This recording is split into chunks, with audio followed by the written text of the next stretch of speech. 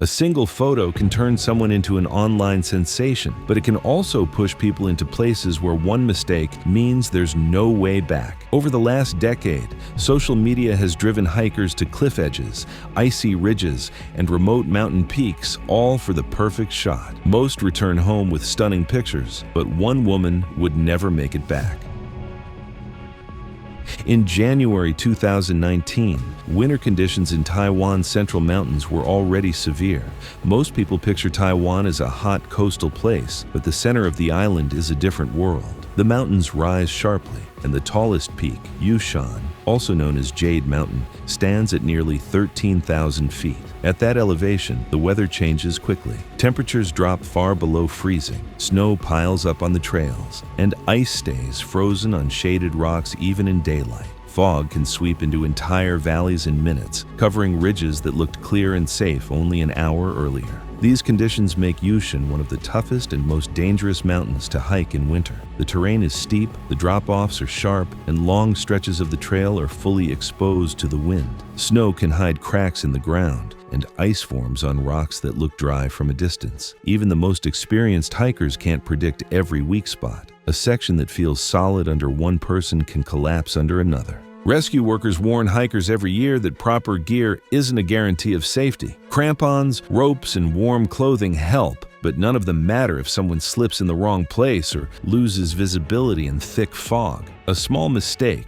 like stepping on a soft patch of snow or misjudging an icy slope, can become life-threatening in seconds, and once a hiker is injured or unable to move, the cold takes over fast. Hypothermia doesn't wait for rescue teams, but despite the risks, Yushan remains one of Taiwan's most popular destinations and a bucket list climb for many hikers across Asia.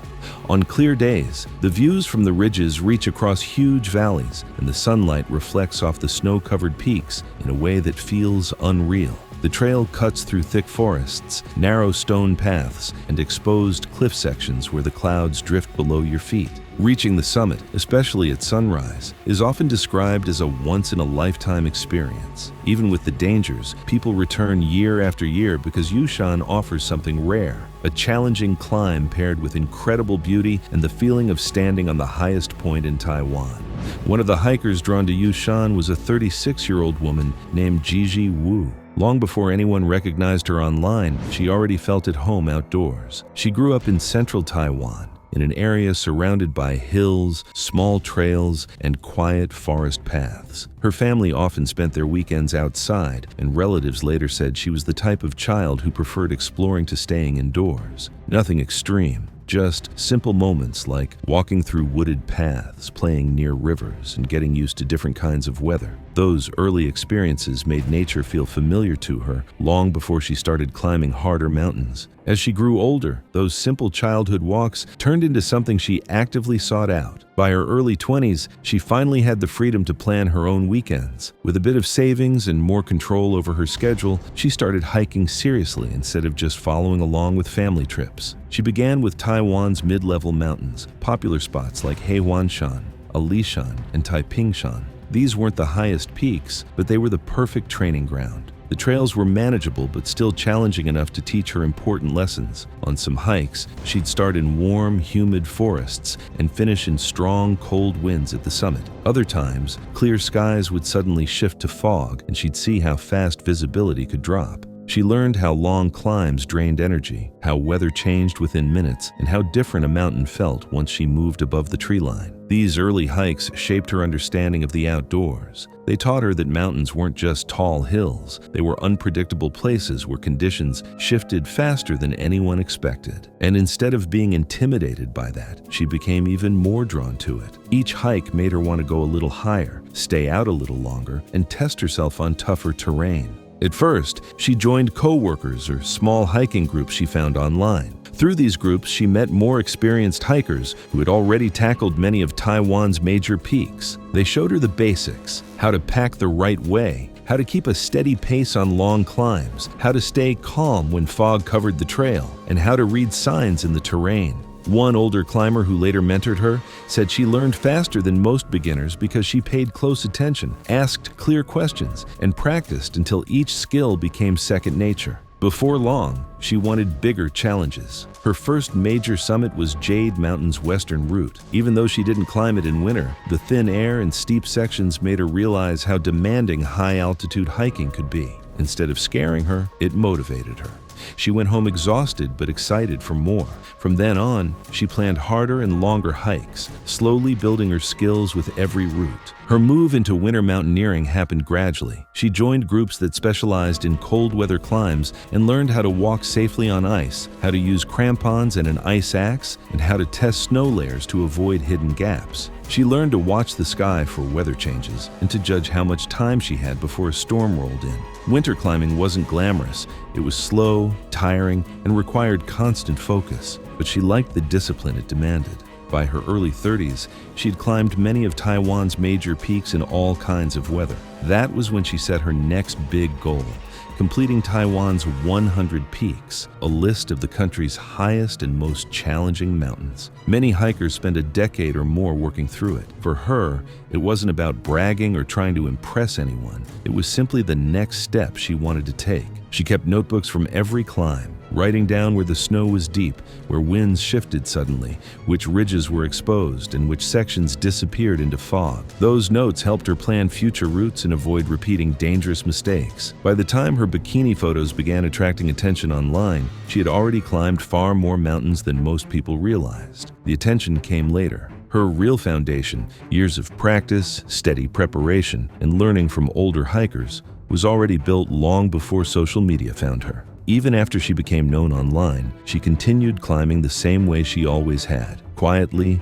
carefully, and with respect for the mountains she had known since childhood. Her reputation among hikers developed naturally over the years. People who met her on the trails described her as someone who always showed up prepared, who checked her gear, and who didn't rush just to reach a summit. She treated every climb seriously, and that attitude earned her respect within the hiking community. The online fame was never part of her plan. It grew on its own, separate from the hard work she put into her climbs. The internet attention actually began from a simple joke. During one of her earlier hikes, she lost a friendly bet with another climber. The rule was straightforward. At the next summit, she had to pose for a photo in a bikini. She treated it as a one-time dare. But after she posted the photo, standing on a snowy peak wearing swimwear, the image spread fast. The contrast between the cold mountain and her light clothing caught people's attention. Many who had never experienced mountain weather before were surprised by it, and the picture quickly circulated. That single post started something she never planned, the beginning of her online persona as the bikini climber. As attention grew,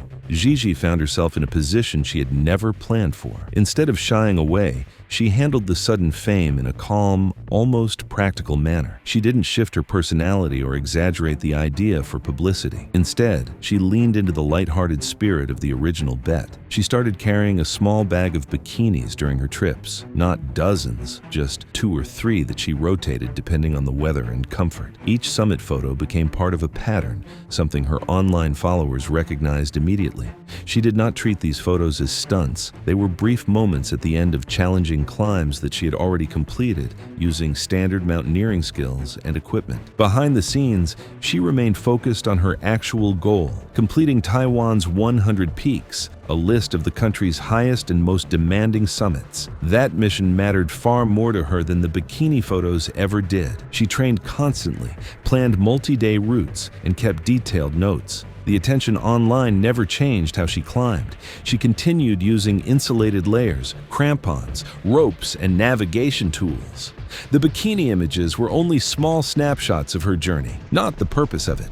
Though people called her the bikini climber, she always saw herself simply as a mountaineer pushing toward her next peak. Despite the sensation surrounding her posts, her approach to mountaineering remained unchanged. She was careful, experienced, and aware of the terrain she entered. She kept detailed notes from each climb, paying attention to sections where snow tended to accumulate or where winds intensified. She practiced self-arrest techniques, learned how to walk safely on mixed ice and rock, and prepared for sudden weather change. Those close to her consistently described her as someone who respected the mountains rather than trying to show off to them. At some point on January 19th, everything changed. She planned an 8-day trek through Yushan National Park, a route she had previously completed in sections. Before leaving, she checked the weather forecast, which showed unstable conditions: low clouds, gusting winds, sudden fog, and a sharp temperature drop at higher elevations. Rangers had issued a bulletin the previous evening, warning that an avalanche-prone slope on a nearby ridge had partially collapsed, and another hiker descending the mountain that morning reported turning back when fog swallowed an entire section of trail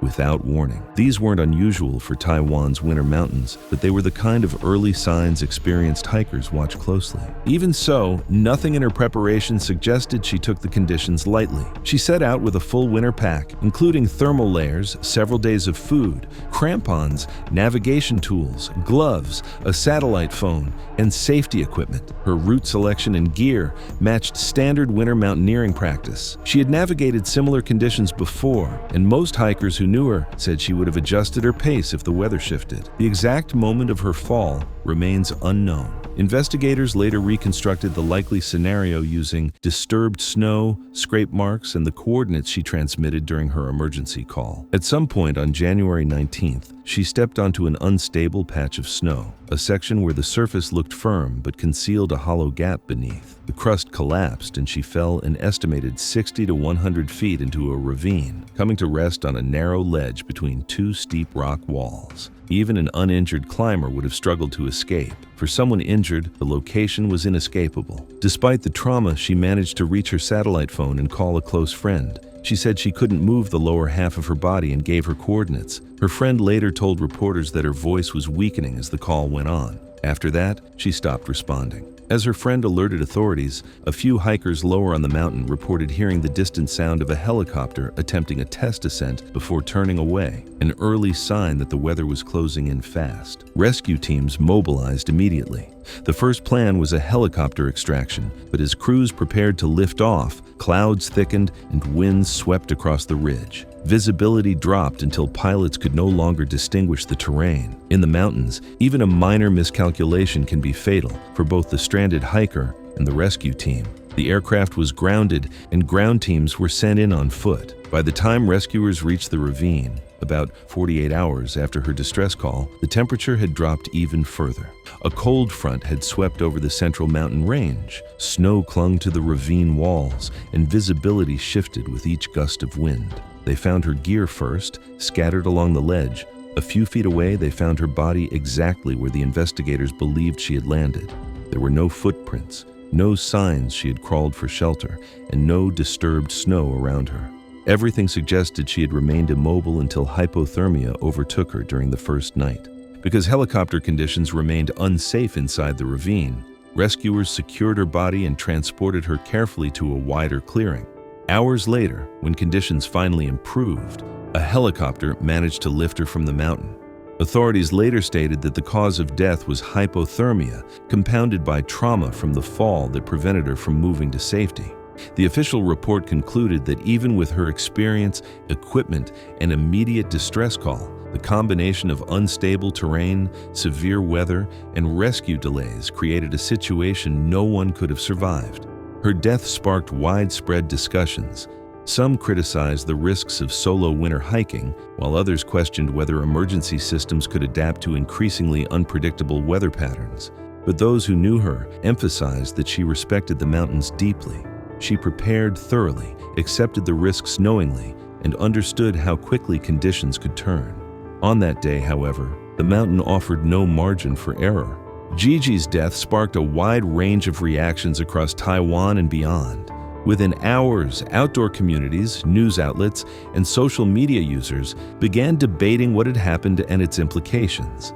Some responses were compassionate, focusing on the risks she willingly accepted and the passion she had for mountaineering.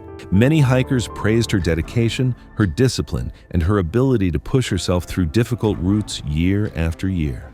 They pointed out that she had climbed more than 100 mountains and understood winter conditions better than most people who commented on her story from a distance. But not all reactions were supportive. Some critics argued that her public persona as the Bikini climber had encouraged unnecessary risk, even though the photos were never taken during the climb itself. Others accused her of seeking attention or setting a dangerous example for inexperienced hikers who might try to imitate her without understanding the hazards. A few voices questioned whether her decision to hike alone, especially in winter, had contributed to the tragedy. These criticisms circulated quickly online, creating a divide between those who admired her achievements and those who believed the risks outweighed the rewards. Winter on Yushan is extremely unpredictable. The trails pass through long stretches of exposed ridges, narrow ledges, steep rock faces, and deep ravines hidden by snow. Ice often forms in thin layers that look solid from above but collapse instantly under pressure. Soft snow can hide hollow snow bridges, where a single step can break through and drop a hiker several feet. Fog also moves in fast, cutting visibility down to a few feet and making even familiar trails disappear. These are the kinds of conditions that can defeat even highly trained mountaineers. Local climbers and rescue teams pointed out that accidents on Yushan are not rare and often have nothing to do with skill or experience. Over the years, rescuers have responded to cases where hikers slipped on black ice near the Payun Lodge area, fell into ravines after stepping on unstable snow bridges, or became trapped when sudden fog covered the ridgeline. A well-known case involved a hiker who went missing after walking off-trail during thick cloud cover, only to be found days later after falling into a hidden gap between rocks. Another rescue report described a group who became stranded for almost 2 days when weather shifted so quickly that helicopters could not reach them, even though they were only a short distance from the main trail.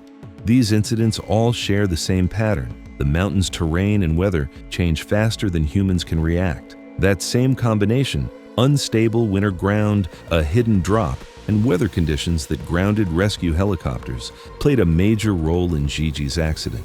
It wasn't about fame, photos, or inexperience. It was about a mountain environment that can turn dangerous in seconds, even for the most prepared climbers. Her story reminds us that nature does not negotiate with our plans, our confidence, or our online expectations. A single misstep in winter terrain can erase any advantage in experience or equipment. The weather can close in faster than rescue teams can respond. Even the best prepared hikers can be caught in conditions they cannot fight. In the end, the mountain decides the outcome, not the climber, not the camera, and not the audience waiting to see the next summit photo. If you want more real stories like this, make sure to subscribe and stay tuned for the next episode.